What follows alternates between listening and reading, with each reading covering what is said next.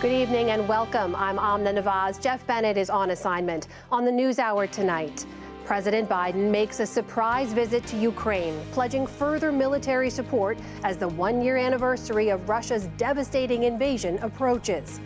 Teenage girls in the United States experience record high levels of violence and sadness in the wake of the pandemic. Schools need to be a really critical part of how we address this. You know, many of us have said that we can't simply treat our way out of this youth mental health crisis. And the future of abortion access and voting rights in Wisconsin face a critical test as voters decide the next state Supreme Court.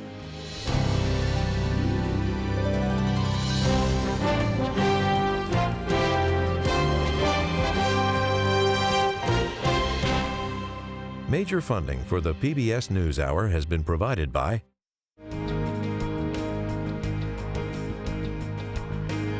and with the ongoing support of these individuals and institutions, and friends of the NewsHour, including Leonard and Norma Chlorfine, and Koo and Patricia Ewan. The William and Flora Hewlett Foundation, for more than 50 years advancing ideas and supporting institutions to promote a better world at hewlett.org.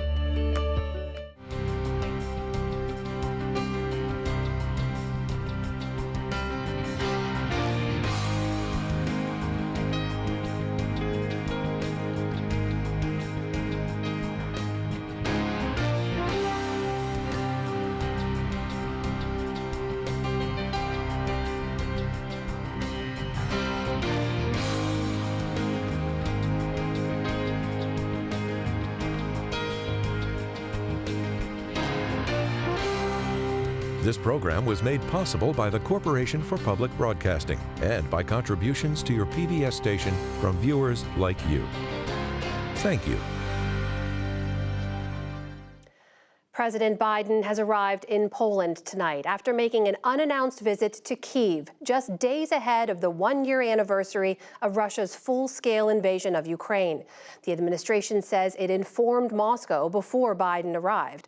This marks the first visit by a U.S. president to Ukraine in 14 years.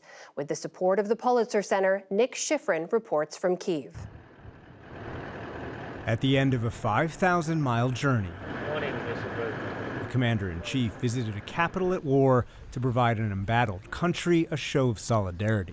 We're here to stay. On the right, the leader who 1 year ago refused a U.S. offer to evacuate, wearing trademark olive drab. On the left, the leader who became Ukraine's most important supporter, wearing a tie striped with Ukraine's national colors. I'm here to show our unwavering support for the nation's independence, their sovereignty, and territorial integrity. The administration today called President Biden's visit unprecedented in modern times to a war zone without a significant U.S. military presence. Russia launched its full-scale invasion 361 days ago. President Biden remembered it seemed dire. 1 year ago, the world was literally at the time bracing for the fall of Kyiv, perhaps even the end of Ukraine. You know, 1 year later, Kyiv stands, and Ukraine stands. Democracy stands. The Americans stand with you, and the world stands with you. Kyiv has captured a part of my heart, I must say. We can and we must ensure that 2023 becomes the year of victory, with the liberation of Ukrainian land from Russian occupation, with solid guarantees of long-term security of our country, Europe, and the entire world. But while the U.S. today announced another $500 million package of weapons transfers, it did not include long-range weapons that Zelensky once again requested. Such an important package is an unmistakable signal that Russian revenge attempts would have no chance. The U.S. informed Moscow of Biden's travel, but still, Moscow scrambled jets, triggering Ukraine's air raid sirens. It came during a visit to St. Michael's Cathedral, which became a sanctuary during the 2014 protests known as the Revolution of Dignity. On this date every year, Ukraine remembers the more than 100 protesters killed 9 years ago, helping evict a pro-Russian president. Today, Biden and Zelensky remembered the more than 4,500 soldiers killed since then fighting Russia. Thank you for letting me come back. Inside, Zelensky and Biden met with Orthodox Church of Ukraine leaders who've helped forge an independent religious identity distinct from Russia. And even in a country at war, there was time for a quiet moment. This was the scene outside during that portion of the visit. This is as close as we could get, about 600 or 700 feet away. There was unprecedented security here in the center of Kyiv. This is usually a bustling street. The city's center was locked down and mobile and internet service cut off around Biden. The presidential convoy drove quickly through empty streets. Biden is no stranger to Kyiv. He visited some of these same sites back in 2014 after Russia's initial invasion. But his trip today, right before a sad milestone, was the trip Zelensky and his team wanted most. Freedom is priceless. It's worth fighting for as long as it takes, and that's how long we're going to be with you, Mr. President, for as long as it takes. And Nick joins me now from Kyiv. Nick, it's good to see you. As you know, it's no small task to move the President of the United States thousands of miles into a war zone in secret. What do we know about the planning and the execution of this historic trip? It was a trip that was kept secret from all but the senior officials in each agency who was actually planning the trip. And the pool reporters who accompanied Biden along the way report that President Biden left Washington, D.C. at 4 a.m. on Sunday in a smaller than normal plane that had been kept darkened and off to the side. He landed in eastern Poland, drove to the border, and then took a 9.5-hour train to Kyiv. He had to take a train, of course, because the airspace here has been closed since last February. And that is the train he took, arriving back to Poland from Ukraine tonight. It's the same route that we all take, that all previous heads of state and government have taken for the last year. But this is definitely not the same train the rest of us take. Take a look at this photo. President Biden, National Security Advisor Jake Sullivan even had an office. U.S. officials say that it took them months of meticulous planning to get Biden safely here. Nick, this trip comes at a critical time. We're nearing the one-year mark in this war. What do we know about what the discussions unfolded, how they unfolded between President Biden and President Zelensky? What did they talk about? It's a critical moment not only because of that anniversary you just mentioned, Amna, but because the fighting has already increased across Ukraine's east and is expected to intensify. Russian forces, according to U.S. and Ukrainian officials we speak to, have already launched an offensive with the goal of capturing all of Donetsk province. The fighting's focused around Bakhmut, but spreads north and south from there across 100 miles. And the presidents also discussed Ukraine's plans for a counteroffensive expected in the coming weeks in the south of the country. And U.S. officials I speak to about that counteroffensive are split on the chances of success, but the administration officials who are helping plan the next few weeks in Ukraine believe that new training and new armored vehicles coming to Ukraine should give Kyiv the ability to create at least local advantages along the front line in the south, where Russian troops have really been digging in for many, many months. But where U.S. and Ukrainian officials do not agree, Amna, those long-range weapons that we reported in the story that Zelensky once again asked for, and that as of now the U.S. is still refusing to provide. Nick, in the meantime, in the last couple of days, we have heard from Vice President Harris, from Secretary Blinken, public calls warning China against supplying lethal aid to Russia. What's behind that? What should we know? Yeah, that warning came from Antony Blinken 3 separate times this weekend in public, and also during a meeting that he had with China's top diplomat Wang Yi at the Munich Security Conference. U.S. officials are concerned because, according to congressional officials I speak to, Chinese companies have begun to send dual-use technology, including surveillance items, to the Wagner paramilitary group that is leading the fighting in Bakhmut and to the Ministry of Defense. A senior U.S. official told me that Beijing was likely, quote, looking away from these sales. And so what U.S. officials are trying to do is to make sure that this dual-use technology isn't passed through more official channels, as in Beijing would actually authorize the dual-use technology from being sent, but also that step that you mentioned, that Beijing doesn't cross the threshold and send lethal aid send weapons to Russia. Obviously, in the short term, the U.S. doesn't want to see anyone help Russia in these crucial weeks and months in Ukraine. But long term, the U.S. believes that its export controls on Moscow will cripple the Russian military in the next few years. And one of the few avenues that Russia could turn to bail it out and still field a modern military is Beijing. And that is what the U.S. does not want to see happen. Nick Schifrin reporting tonight from Kyiv. Nick, good to see you. Thank you. Thanks, Amna.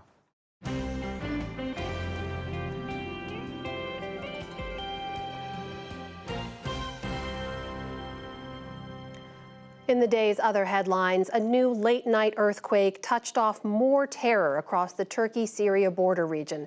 At least 3 people died and more than 200 were hurt. It was centered in southern Turkey and was less intense than the quake that killed 46,000 people 2 weeks ago, but it was still felt hundreds of miles away. Officials reported more buildings collapsed, trapping people inside. North Korea drew condemnation today after its latest round of missile firings. The North launched 2 short-range missiles into the sea off Japan. That followed the launch of an intercontinental ballistic missile on Saturday. In response, the UN Security Council called an emergency meeting in New York today. The U.S. criticized Russia and China for opposing new sanctions. The Council's lack of action is worse than shameful. It is dangerous. Now is the time for the Security Council to work together toward a peaceful solution on the Korean Peninsula before it's too late. In Pyongyang, the sister of North Korean leader Kim Jong-un warned the regime will keep using the Pacific as its, quote, firing range unless the U.S. military pulls back in the region. The far-right government in Israel announced an overhaul of the courts today amid mass dissent. Supporters in parliament presented the plan to give the executive branch more power over judges. Outside, tens of thousands of people blocked major highways in Jerusalem in protest. Opponents of the plan say it would upend Israel's system of checks and balances. The UN nuclear watchdog says it's asking Iran about signs of uranium being enriched to levels very near nuclear weapons grade. A number of reports today say the International Atomic Energy Agency detected uranium at 84% purity at Iranian sites. It takes 90% purity to make a bomb. Tehran, in turn, denied the reports and accused the agency of acting in bad faith. Raising such issues in the media, which should normally be discussed in technical communications and bilateral meetings, is a sign of the International Atomic Energy Agency moving away from professionalism and its technical status. Iran abandoned curbs on its nuclear activities after then-President Trump pulled the U.S. out of the 2015 nuclear deal. In southeast Brazil, hundreds of rescuers searched today for dozens of people missing after extreme rains. The weekend deluge killed at least 40 people. Nearly 24 inches of rain in 24 hours swamped streets, while in rural areas, mudslides washed away entire roads. Officials say more than 1,700 people have been displaced. Back in this country, classes resumed at Michigan State University a week after a mass shooting there killed 3 students. At the same time, students, local leaders, and activists gathered outside the state capitol in nearby Lansing to demand strict new gun laws. For too long in Michigan, parents have waited and waited for politicians to put our children's safety first, except that too many of those politicians were in the pockets of the gun lobby while generations of children experienced the trauma of lockdown drills and worse, actual shootings. 3 of the 5 students who were wounded in those shootings remain in critical condition. In Southern California, a suspect has been arrested in the shooting death of Roman Catholic Bishop David O'Connell. His body was found at his home in Los Angeles County on Saturday.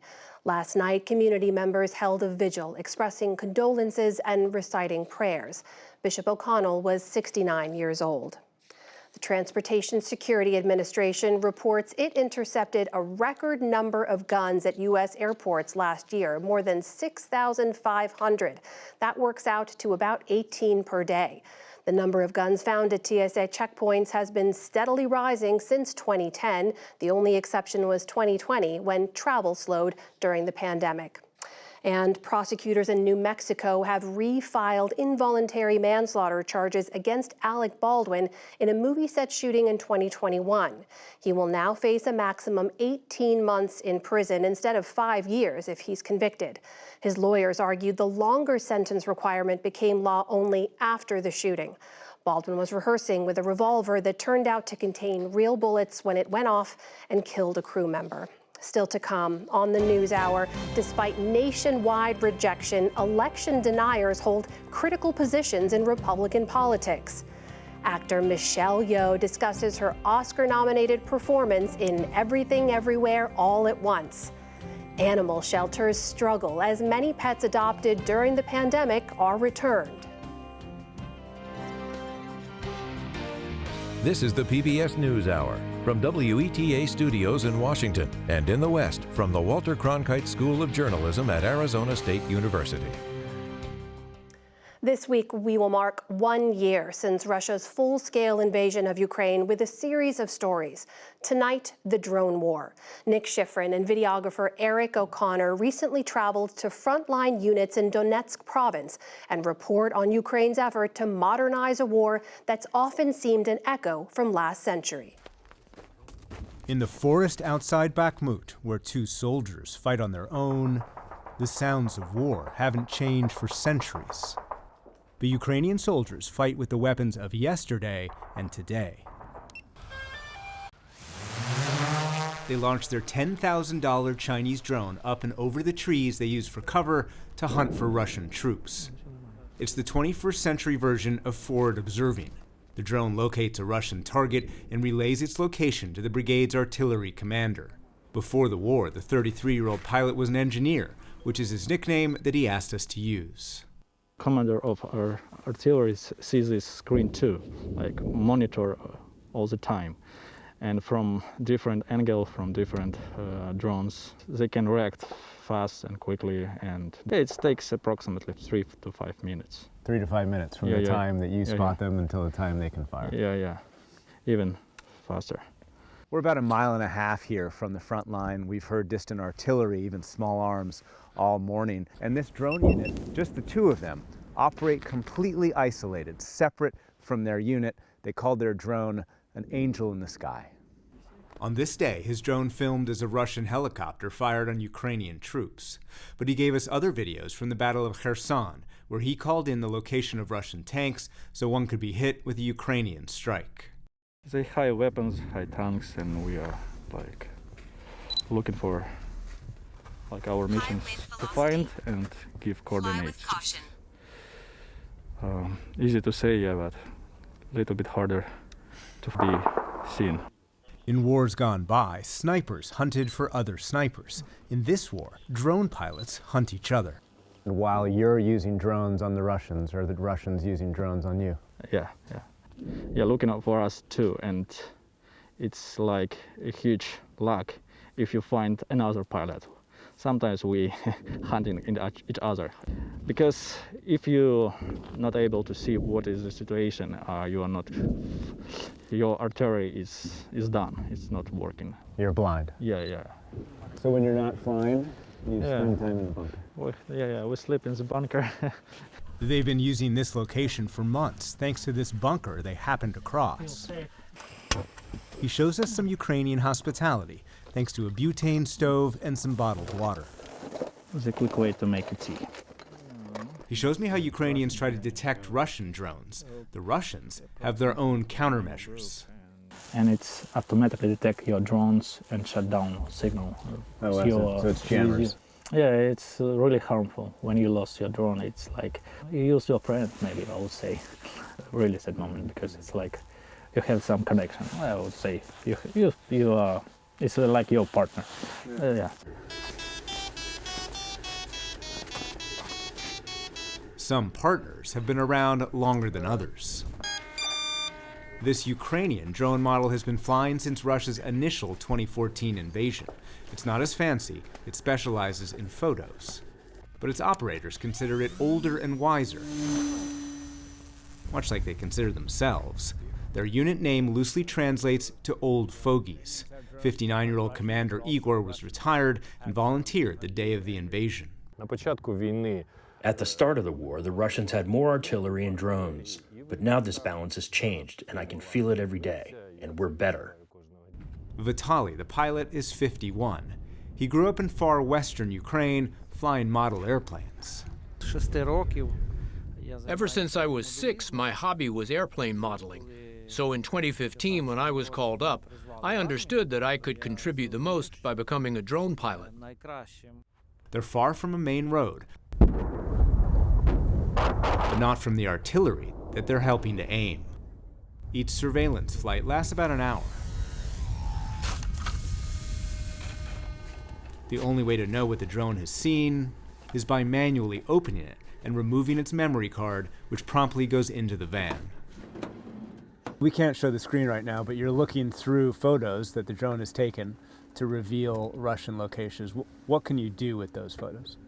It gives us information of quantity of military equipment, type of military equipment, and this gives us the ability to decide to target immediately with the help of artillery, or take additional actions. To send their images and guarantee communications, they rely on Starlink, owned by SpaceX CEO Elon Musk, despite SpaceX threats to cut them off. I think that Elon Musk is part of our crew, our team, so I don't think that he will block it, and we can constantly feel his support.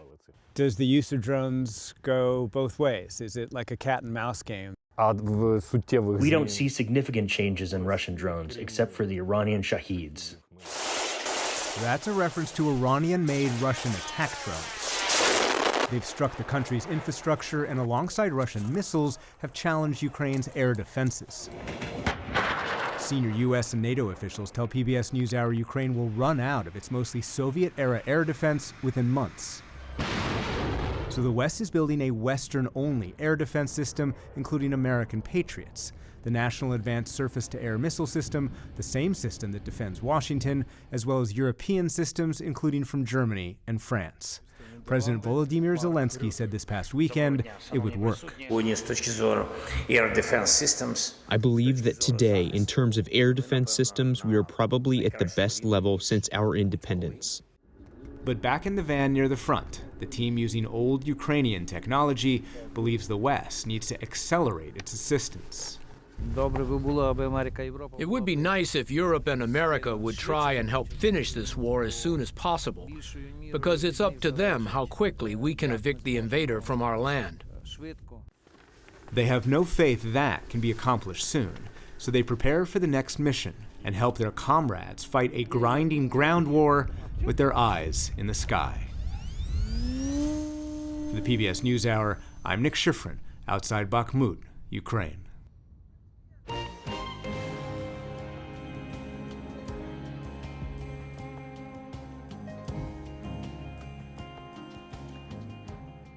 Teenage girls in the U.S. are experiencing record high levels of violence and sadness. That is according to a recent CDC report. Stephanie Tsai dives into the numbers, the scope, and the significance of the problem.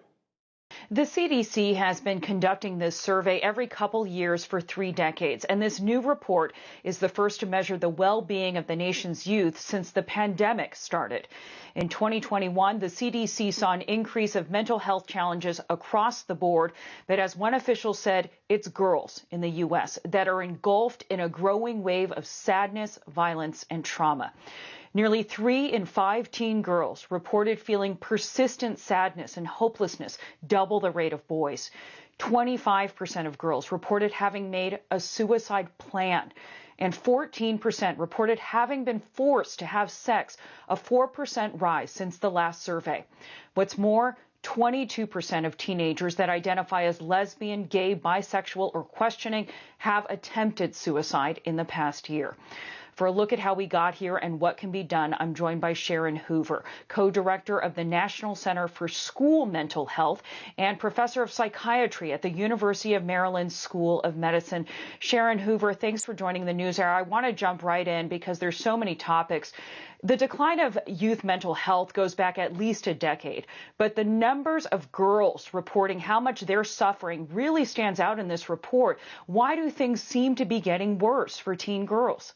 That's right. I mean, I have to say, we are not surprised to see increases in mental health challenges. We have seen these trends happening for the past several years, as you said. But it was quite surprising in some respects to see the stark gender difference that we saw. And as you said, this is the first national look that we've had since the pandemic. And so it gives us a bit of insight into maybe how boys and girls and different folks have experienced the pandemic differently. Why are we looking at this gender gap? Why are girls suffering so much? There's a lot of speculation right now that we've seen this stark difference between girls and boys. One of the hypotheses is that girls were more socially isolated and may rely more on their peers for self-confidence, for self-esteem, for just their general well-being. And they also have more likely to actually spend time on social media, and not just spend time on it, but time that is excessive and may reach the threshold of making them at greater risk for anxiety and depression. The CDC, Sharon, says schools are on the front line of this crisis, and that's your area of expertise. What is the role of schools in addressing hopelessness, and are they equipped for that task? Yeah, so I was pleased to see the CDC come out and say that schools need to be a really critical part of how we address this. You know, many of us have said that we can't simply treat our way out of this youth mental health crisis. There's not enough providers, and it really isn't the right approach. You know, I often talk about how if we saw 60% of our young people being injured in car accidents, the solution would not be to simply hire more physicians in the emergency department. Rather, we would take a public health approach. We would take a look at how can we better equip cars, how can we look at the driving age. And similarly, we really need to be taking a public health approach to what's happening with our young people. And one of the most essential places to do that is in schools. The CDC has long said that we need to be looking at efforts to promote school connectedness and belongingness. And when we actually make a concerted effort and investment in those types of positive youth development approaches, we actually see improvements in school connectedness and impact on youth mental health. So I absolutely think it's the right way to go in terms of the fix here, or at least one part of the resolution to this.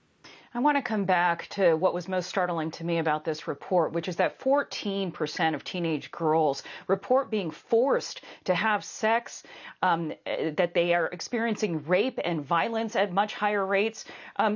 Those things would obviously impact mental health. But shouldn't the headline be girls are being targeted and raped at alarming rates, and what is being done about the perpetrators of such crimes? It was odd to me to see that grouped in with mental health challenges. Right. Well, we know the two are related, of course, as you said. If you're experiencing sexual assault, you're at much greater risk for mental health challenges. But absolutely, there needs to be a headline just calling out what's happening to our young girls. We've seen a dramatic increase in their self-reported incidents of sexual assault. And it is startling. The numbers are really concerning. And there are measures that can be put in place, again, many of those at the school level, to help our young people navigate relationships and to really prevent some of the sexual assault that we're seeing. The numbers are striking. Finally, Sharon, this CDC report enforces previous research that has shown how lesbian, gay, and questioning youth are reporting substantially worse well-being, including also being more likely to experience violence. Given how there are school boards that are literally fighting over gender identity curriculum, are they even less likely to get their mental health needs met today? It's one of our greatest worries that some of the controversy right now and some of the legislation and just discussion even at the school board level about making our environments and our schools less inclusive for LGBTQ+ youth could really negatively impact this group of students who are already vulnerable. We know that LGBTQ youth are much more at risk of suicidality, of depression and anxiety.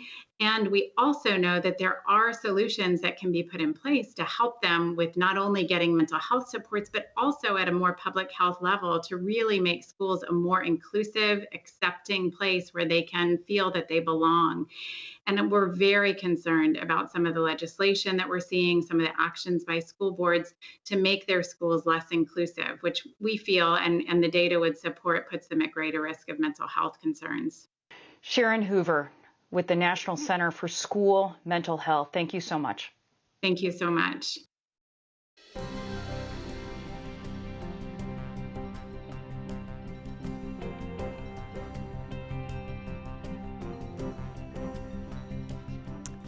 Voters in the battleground state of Wisconsin will head to the polls tomorrow for a crucial primary race. Jeff Bennett took a closer look earlier today. Now, what would normally be a little-noticed judicial election in Wisconsin is now a high-stakes battle for control of the state's Supreme Court, a race that's expected to shape abortion rights in Wisconsin and could help decide the outcome of the 2024 presidential election in one of the nation's most closely divided battlegrounds.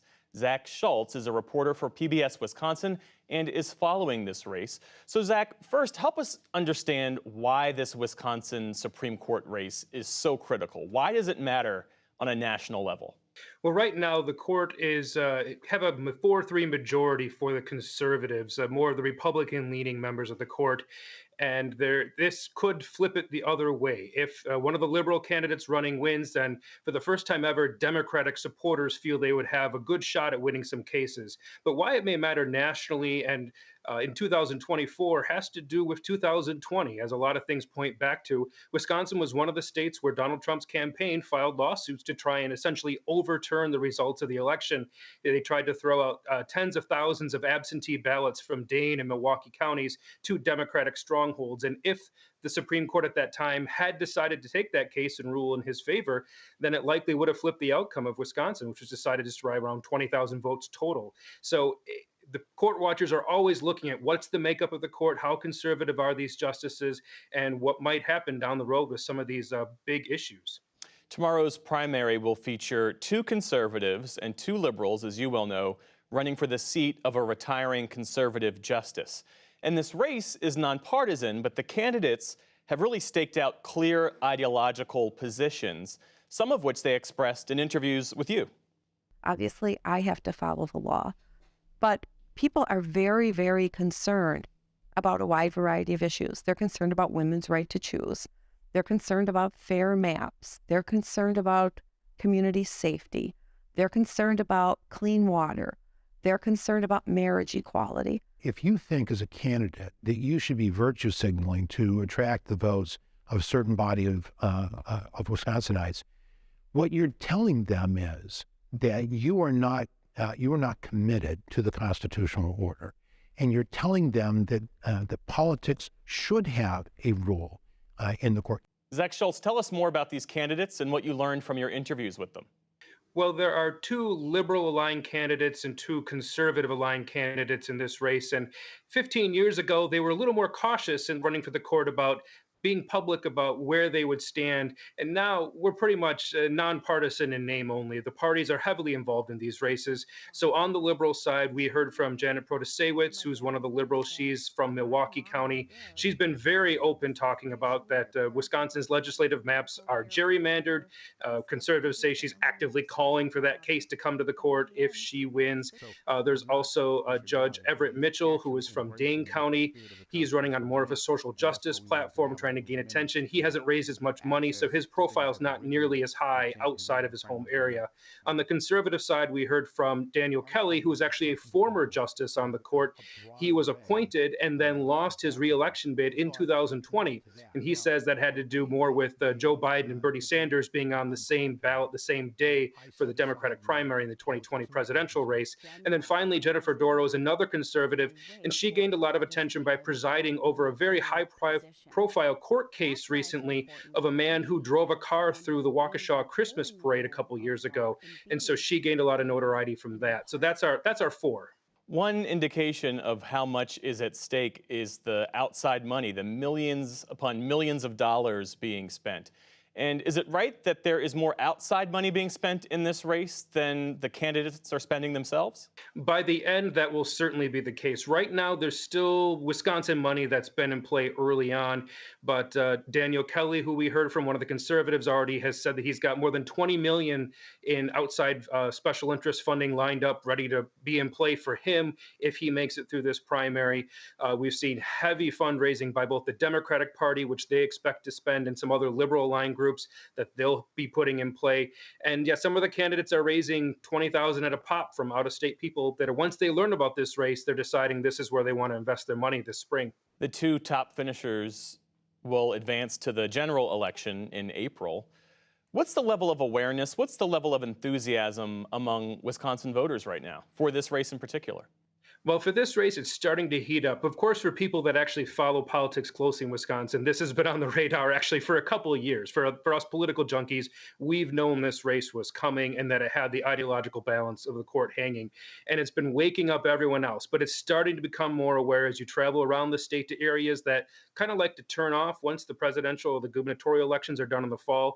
They're becoming aware that the level of money from the outside is penetrating down to them through radio ads that they're not expecting to hear this time of year. Television ads are starting to go. So we're not sure. This won't be high profile, especially for a February primary. But by April, we're expecting pretty good turnout, especially for a Supreme Court race. Zach, is there a sense of who is leading this race? Well, we can look at the dollars and we can say that Janet Protasewicz on the liberal side is definitely way ahead. She's been fundraising. She was first on the air. And for a low profile race like that, that's very important. She's already lined up a lot of key Democratic Party endorsements. On the conservative side, there's been a little bit of a battle between the two, with Daniel Kelly actually accusing Jennifer Doro of not being conservative enough, or saying that she could not be aligned with the full conservative interests if she made it to the court. So there's been a lot of inter-party fighting, which has made more Republicans aware, because talk radio in Wisconsin's gotten heavily invested in the outcome on that end. Zach Schultz with PBS Wisconsin. Zach, thanks for sharing your reporting with us. My pleasure. Thank you.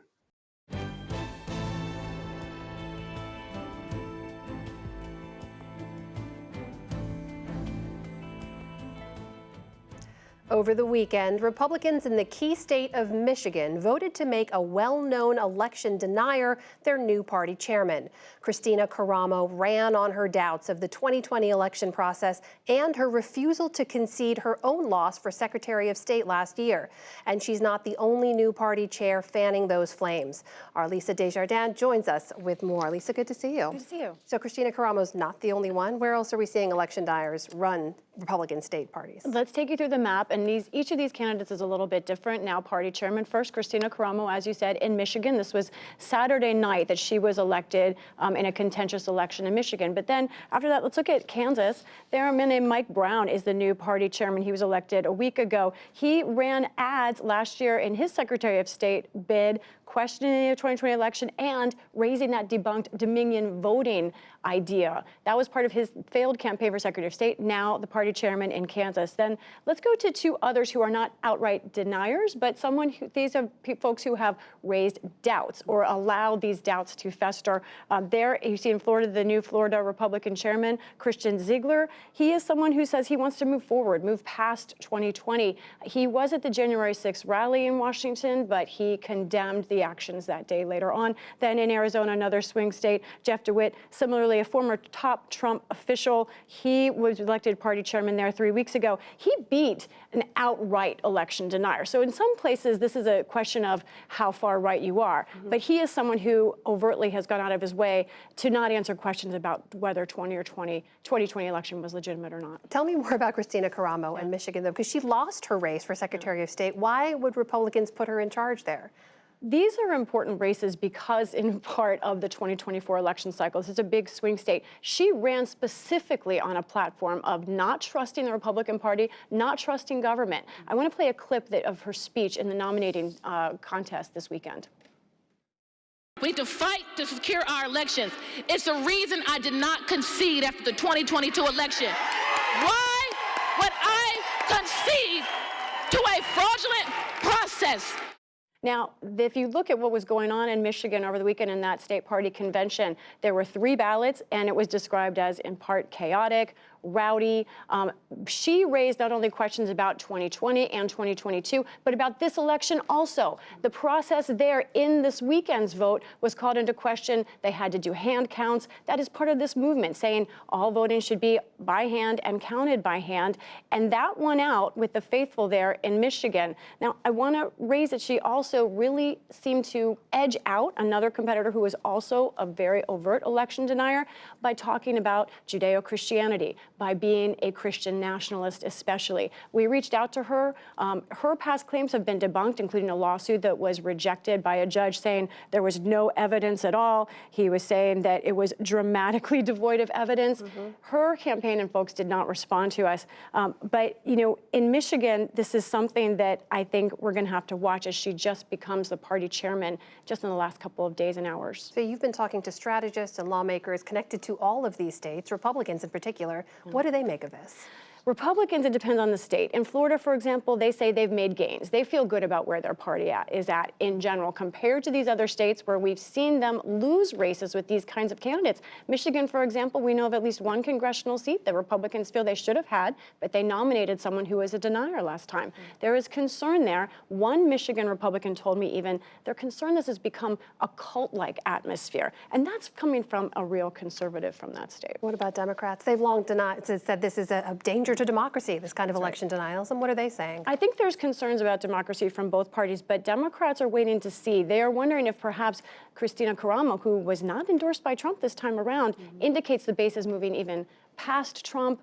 It's a little bit chaotic, but Democrats do have some more hope from the Senate races because Michigan, Arizona, those are places that they don't mind weaker Republican parties. What about Republicans in Congress when it comes to these false claims about 2020 election fraud?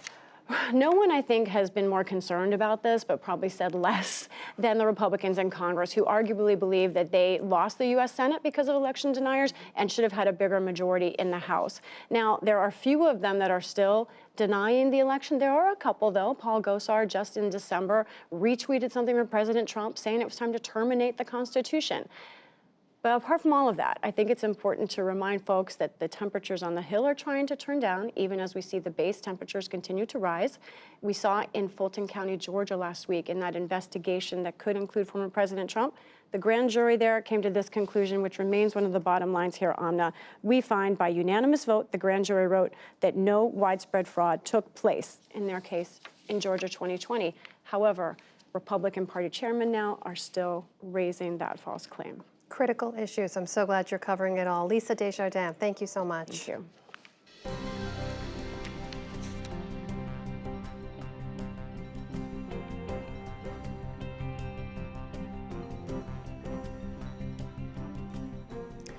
The film with the most Oscar nominations this year, Everything Everywhere All at Once, became a surprise breakout hit for audiences and critics. This weekend at the Directors Guild of America Awards, the film's directors won for Best Theatrical Feature. The movie's star, Michelle Yeoh, has already nabbed a Golden Globe Award and now has a chance to make history as the first Asian woman to win an Oscar for Best Actress. Jeffrey Brown talks to Yeoh for our Arts and Culture series, Candy. Mrs. Wang, are you with us? I am paying attention. Everything Everywhere All at Once. A wild title, a wild and hard to characterize movie. It's part sci-fi, action film, comedy, family drama, in which a woman named Evelyn Wong, a Chinese-American immigrant whose life is a string of problems with her husband, her daughter, her failing laundromat, and the IRS, suddenly finds herself the only person who can save the universe from disaster. And not just this universe, but an entire multiverse of alternative lives. It's weird, it's wacky, it's wonderful. Just strap on your safety belt and go on this crazy ride with Evelyn Wong, because she's just going to blow your mind. You still went looking for me? Michelle Yeoh stars as Evelyn, and the role has brought her an Oscar nomination. The movie, co-directed by Daniel Scheinert and Daniel Kwan, together known as The Daniels, is up for Best Film and a slew of other awards, including Best Director and 3 Supporting Actor nominations. And it's been an unexpected box office hit. Speaking from London recently, where she's filming a movie version of Wicked, Yeoh said part of Everything Everywhere's secret is its playful twist on who gets to be the superhero. And that was what I found so charming about this movie. It was shining a light on a very ordinary woman that you would pass by on the streets, you would see in the supermarket. You know, you probably won't even give her a second glance. But then at the end of the day, she finds her superpowers, which we all have, which is kindness and love and compassion. Not to mention a pretty good punch. Yeoh, now 60, has had a storied career for decades, first attracting international attention in 1992's Super Cop with Jackie Chan. She took a memorable motorbike ride with Pierce Brosnan in the 1997 James Bond film Tomorrow Never Dies. And she soared and fought in courtyards and across rooftops in 2000's Crouching Tiger, Hidden Dragon. Michelle right here. Born in Malaysia and trained first as a dancer, she's a rare combination of grace and power, elegance and action. Coming up in the Hong Kong film world, she says, she learned firsthand to do her own martial arts and other action scenes. It was very, very risky because all the stunts were done real. You know, when they say jump off the roof, they jumped off the roof.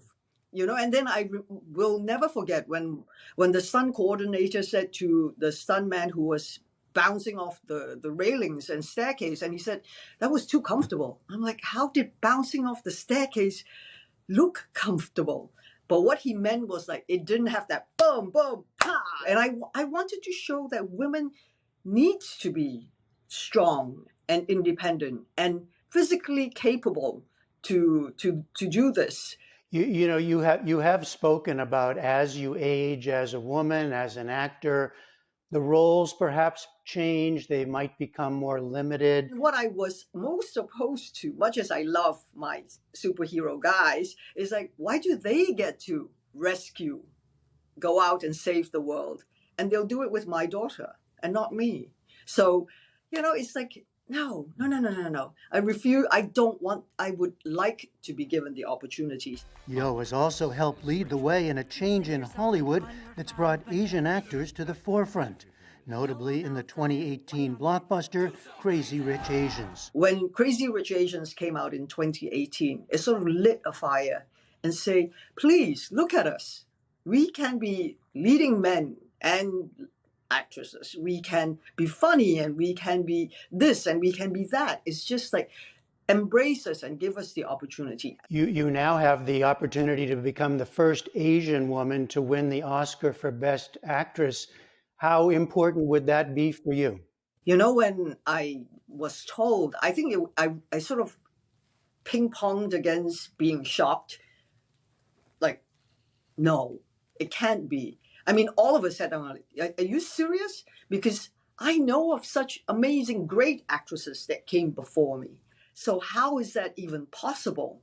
And, you know, it's like, why have it's all we want to know is that be given the privilege to compete. But we can't compete if the roles have not been forthcoming in that way.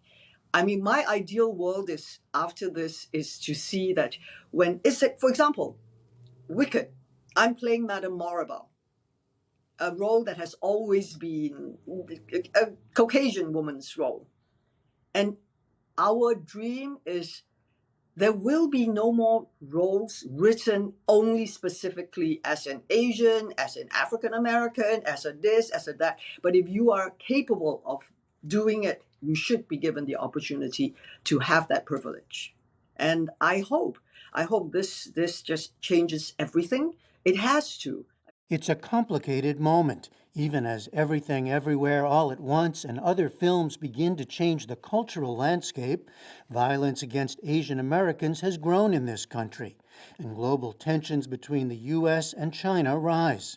If you think about how long it has taken, as you say, for recognition for an Asian actress like yourself, do you see Hollywood really changing, diversifying in the storytelling, the faces, the people telling the stories? Well, if they didn't change, I wouldn't be here today. I wouldn't be here having you say Oscar nominated. We wouldn't have a movie that was so authentic for an Asian immigrant family and so loved and embraced today. So yes, I believe that we have made leaps and bounds in change, but we can't just sit back and say, okay, we've done it. We have to keep evolving, we have to keep pushing the envelope, and we should do that together. Michelle Yeoh is now saving this and other universes in movie theaters around the country. She vies for an Academy Award on March 12th. For the PBS NewsHour, I'm Jeffrey Brown.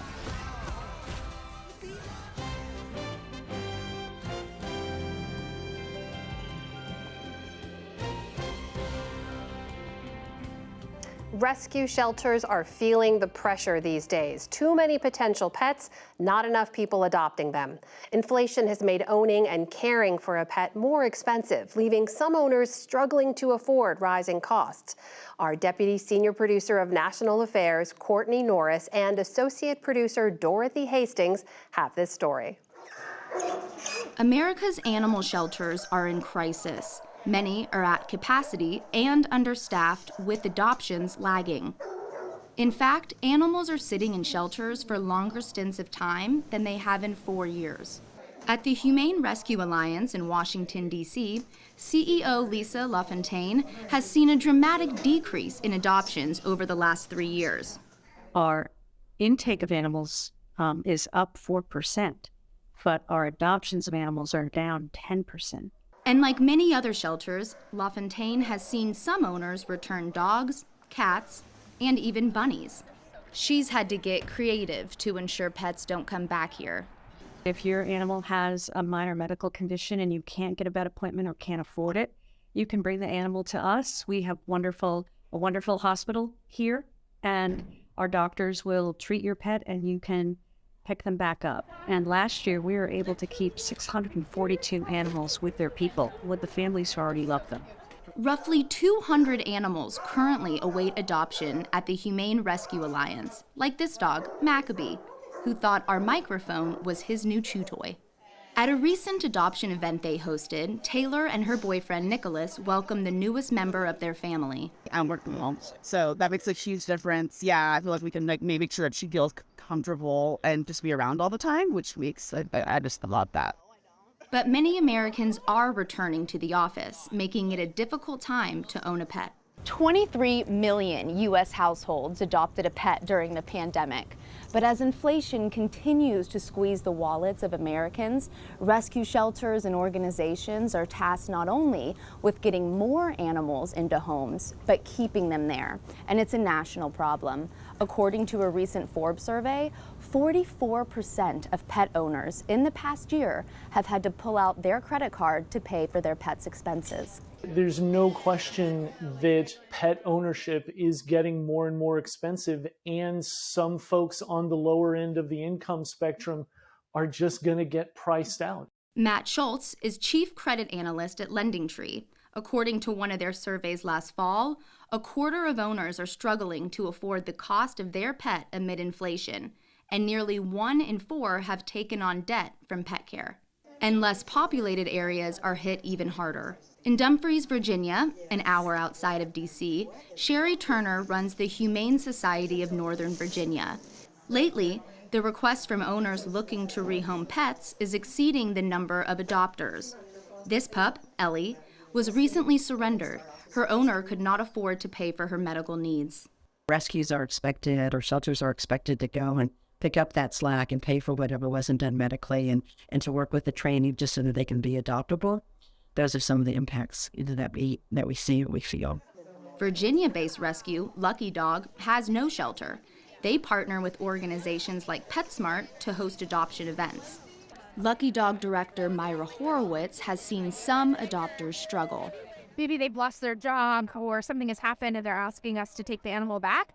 We always want to try to help people find a solution before we actually do take the animal back, but sometimes there's just, unfortunately, no other thing they can do. For Horowitz, the goal is to keep animals out of kill shelters, and the stakes are high. In 2021, for the first time in 5 years, the number of dogs and cats euthanized in the U.S. actually increased, and that trend continued last year. But despite the setbacks, shelters and rescues continue to save countless lives, volunteering their time to give these furry friends a new beginning. For the PBS NewsHour, I'm Courtney Norris.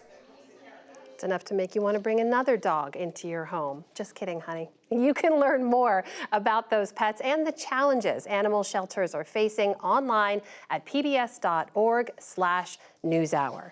And tomorrow night, be sure to tune in. Jeff Bennett will be in East Palestine, Ohio, speaking with Norfolk Southern CEO Alan Shaw in one of his first national interviews to talk about the train derailment that's caused havoc for residents for more than 2 weeks. And that is the NewsHour for tonight. I'm Amna Nawaz. On behalf of the entire NewsHour team, thank you for joining us. Major funding for the PBS NewsHour has been provided by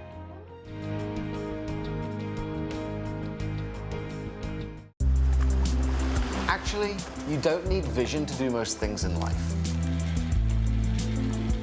Yes, I'm legally blind, and yes, I'm responsible for the user interface. Data visualization. If I can see it and understand it quickly, anyone can. It's exciting to be part of a team driving the technology forward. I think that's the most rewarding thing. People who know BDO. the Kendeda Fund, committed to advancing restorative justice and meaningful work through investments in transformative leaders and ideas. More at KendedaFund.org.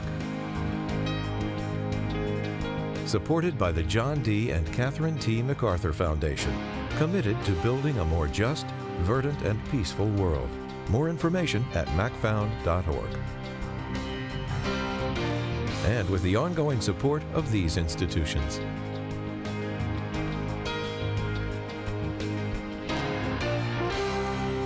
This program was made possible by the Corporation for Public Broadcasting and by contributions to your PBS station from viewers like you. Thank you.